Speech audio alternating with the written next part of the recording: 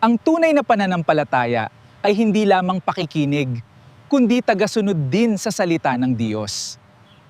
Ang taong hindi sumusunod ay parang tumingin sa salamin, ngunit walang ginawa upang ayusin ang nakita niya. Hindi nais ng Diyos na maging tagapakinig lamang tayo, kundi maging tagatupad ng kanyang kalooban. Kapag may natutuhan tayo sa Biblia, kailangan natin itong isabuhay. Ang pagbabasa ng salita ng Diyos ay dapat magbunga ng pagbabago sa ugali at gawa. Wow. Ang tunay na Kristiyano ay nakikita hindi lamang sa sinasabi, kundi sa ginagawa.